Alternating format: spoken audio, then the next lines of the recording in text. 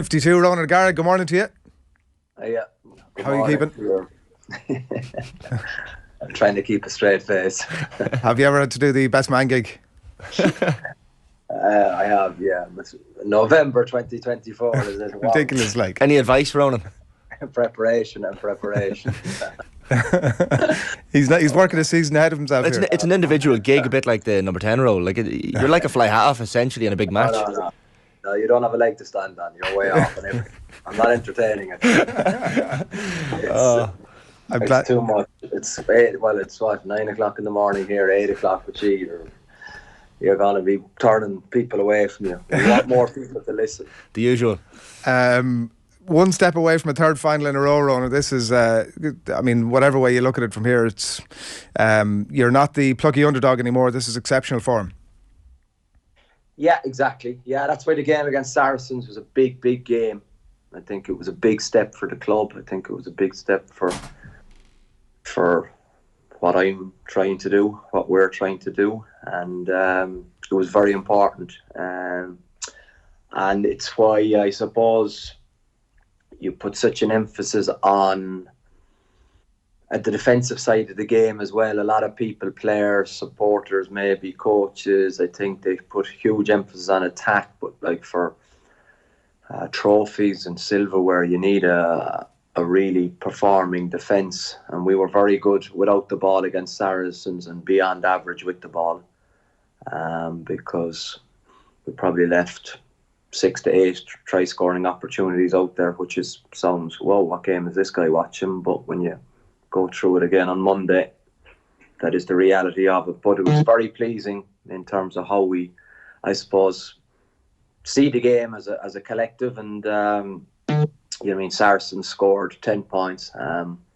They were awarded 10 points. They scored 3 points, but a try was given because of the decision by Andy Brace, who was excellent on the day, obviously, was that he saw the ball touch the line, but when Joy Neville went to look for it, she couldn't disagree with his on-field decision. So it's about the language you use as well. So that was in for some people it's not relevant. For me it's hugely relevant because you wanted to keep them scoreless. A couple of tries from Carbarlo as well in that game, Ronan. I think if my translation from French was accurate from your post-match interview, I think you described him as the best number 9 in the world after Dupont. Yeah, I think for consistently that would be. I'm obviously biased because I see him day in, day out, and I probably see his professionalism and I see how he prepares. I like that in players. But also I think he's an absolute hybrid between a back row and a 9. His basics and fundamentals in the attacking side of the game with the ball are really good, but what he does without the ball, and I think for people who enjoy probably big moments in game just early on, his capacity to chop tackle back rows coming at him, it's a lot better than most back rows in the world. There was a moment in that match where Will Skelton is lifted at the line out, all 145 kgs of him, and I'm sitting there, a clip went a bit viral on Twitter at some point, but it's just always funny when you see someone being lifted at the line out that you don't expect. Is that a pre-planned manoeuvre? Is that something obviously that's there's careful consideration given to before the match? Yeah, of course. Yeah, you'd like to think that it's not the first time live in a game. The lads will want to be ready for that. Yeah, to be fair.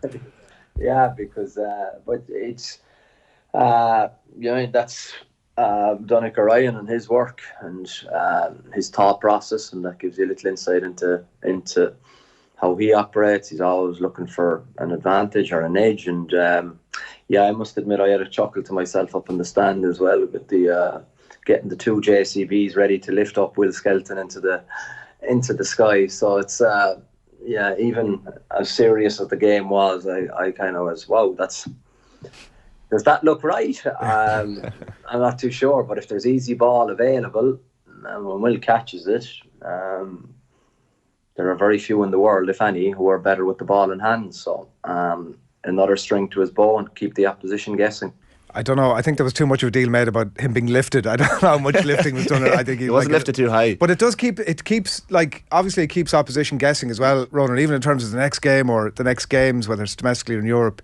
Like, you know, you had the wall, obviously, and I don't know, was that Donica's invention as well in the Gloucester game?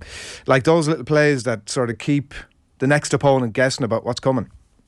Yeah, and also probably give it a bit of excitement to the training week. If you consider what the boys face every week, you know, you're trying not to have the same Monday, the same Tuesday. If you play on a Saturday, it's the Wednesday off for their day to probably look at non-rugby stuff. Then Thursday's nearly the same session. Fridays, you know, after a number of months, years, that just gets to you. You have to bring something different, and you know, it was probably why the Barbarians week was very beneficial in season, just having that capacity just to see how your approach can be different. And that's why it was so great, just having such a light week and huge and high in entertainment factor and high in guys being able to express themselves. And you know, I mean, plenty of other teams are looking at how you can score tries without kicking to the corner or taking a scrum. So the wall is one option. Leinster have a number of brilliant options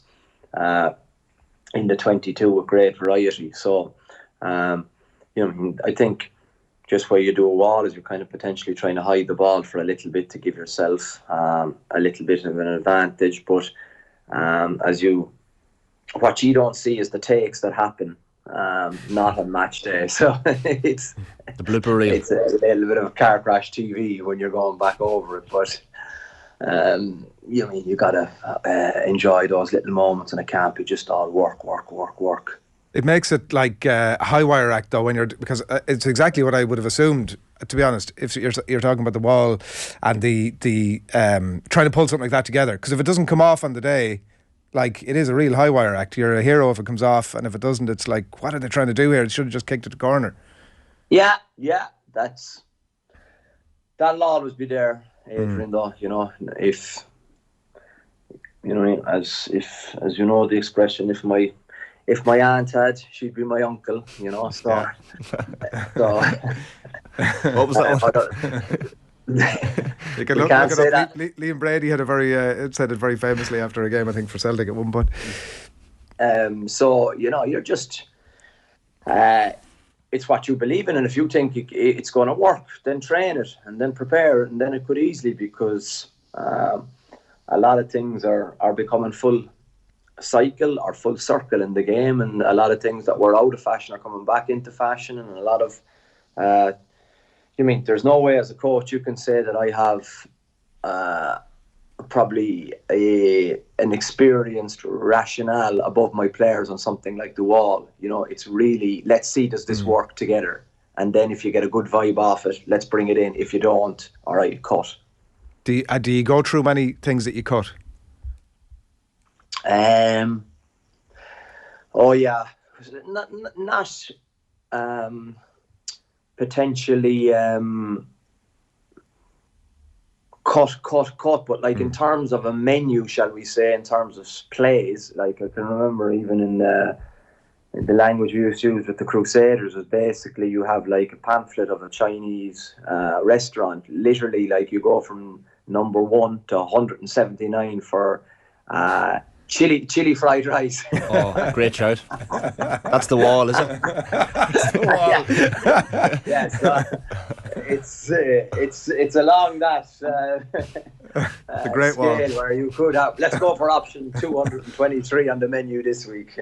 But like, you bank so many plays over the years that you know what I mean, the perfect example is the Joe Schmidt play, is it, where he pulled out of 2011 that Ireland scored off this year off a kick-off reception goal line dropout against Finney Beelan back into cut inside to Keenan, was it, or Hugo Keenan, exactly. You know, so that's your perfect example of how big your menu can get. Do you stay? It was funny, we had Quinny last week, I think he was talking about the trip he took to France, and I know he met up with yourself, Ronan, at one of the matches, but he complimented how calm. He said he was surprised, I think, as well, by how calm you were on the sidelines. Is that something that you've had to pre-plan, train yourself to be calm on the sideline, put other thoughts out of your mind, or is that just a natural thing? Like, it's not a Pep Guardiola animated sideline show, is what I'm trying to say. It could well be, and it has been. I think we're not robotic either, and coaches aren't either, so you have to obviously channel that, and you have to work on that, and perception sometimes isn't reality, and I obviously have a very poor disciplinary record attached to me, but I think when you strip it back and understand the why behind that, I think there's a pretty good defence there, but I can't say that because I'm the person involved, but in terms of why and how I got a ban was probably because of trying to protect my players. But like it's always a learning opportunity, your behaviour on the sideline or your behaviour around people, and the fact that even if you're the coach, like how much information can they take at halftime and how much information can they take at the end of the game. So don't be getting yourself too wound up in the fact that you have to come up with a killer speech at these moments. I think you got to have the capacity to stay in the moment, stay present, and also what I value is how maybe the leaders of the play need a redirection or confirmation of what they're doing. I think it's all the more remarkable that you stay so calm when you reveal that you've 8 to 10 flat whites per day, which is not easy to stay calm under those circumstances either. I think it's when you have that and antibodies that are hard to get at, you just keep going, isn't it? Just keep drinking it. Keep drinking it till there's a system overload. Obviously, every month or two, and you know what happens then. There's 4 or 5 days off it. You have to go detox, yeah. Yeah, because you've spent too much time running to the loo. I think we're for 8:05 in the morning. We're definitely getting a bit too deep in the detail here. Well, you can thank Shane for that. The Chinese menu was... Send in your urgent emails and points for my best man speech in November 2024. I couldn't, honestly, I genuinely thought we were talking about like a few weeks down the track. I actually couldn't believe when he dropped it. It's a new law in OTB. A new law. You were able to share a bit of a few words and a smile and a chat with Owen Farrell on the pitch afterwards? Yeah. Because obviously people see the scoreline, but 24-10, we get a yellow card, Brice Doolan goes to the bin, they have a period of pressure. Like, in my head, it wasn't beyond the realms of possibility that this game finished at 2024 and we have to face into additional time with a lot of our kind of leaders off the pitch thinking the job is done, so... No, I think I was chatting to him about his dad, actually, and that's why we started laughing, I think, because I forget, obviously, that his dad is Andy Farrell, because it's crazy when you think about it, obviously, because I had him so young, because I'm kind of thinking, yeah, my mum and dad haven't been over to La Rochelle, and I was saying, that's Andy, isn't it? And then he was saying, yeah. So, I just, it's I hard to decipher the two sporting grades, because all I can picture when I see Andy Farrell is in a Wigan jersey, and when I see Owen Farrell it's in a Saracens or an England jersey, but I always forget the great story that it's father and son. I kind of have a brother's mentality logged in, which it was just so natural and beautiful the way he kind of said, well, yeah, my mum and dad were coming over, and then I kind of had to, I said what I was thinking out loud when I didn't want to say what I was thinking out loud. So it was just trying to process it, and he started laughing at me, so it was... I think he had him when he was like 16 or 17, so there's like a real sort of plenty of siblings that would be in the same sort of category.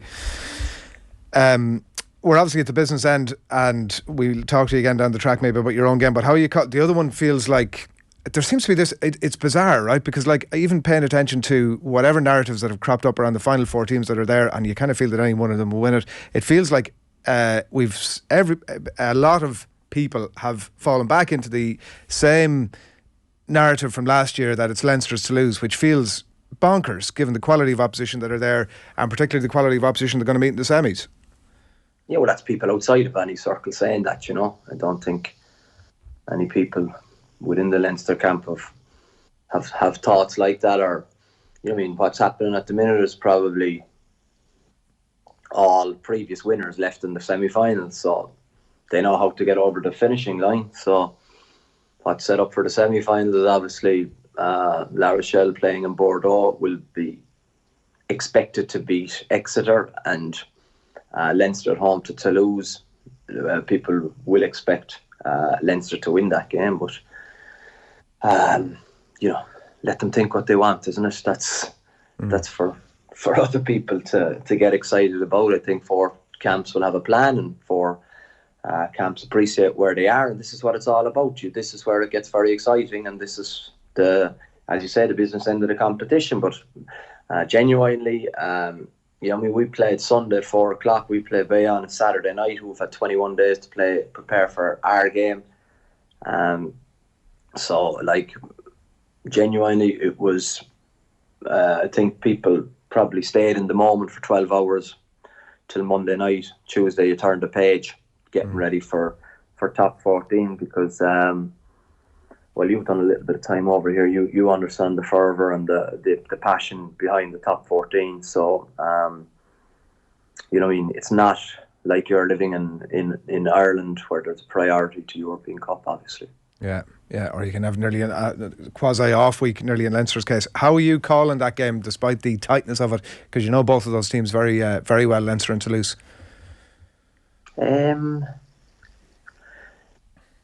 It's impossible for me to call, obviously, because when you know teams very well, Toulouse will have serious. They're the 2 teams with the most history in the competition, obviously, and Toulouse's last visit to Aviva will be top of their memory, and that doesn't happen then. A scoreline like that won't happen again.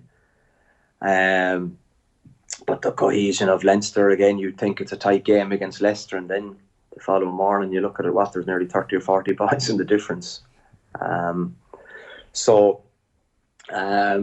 But Toulouse have players that can win on any day. That's the simple reality of it. You look at their forwards, and you look at Dupont, who's the best player in the world. They have Entamac and they have Ramos. They have a spine of a team that at the top level can beat any team. There's been Leinster at home with the followers and their supporters and their game plan, they'll back themselves. But it's a as you expect at this level of competition, it'll be a brilliant game.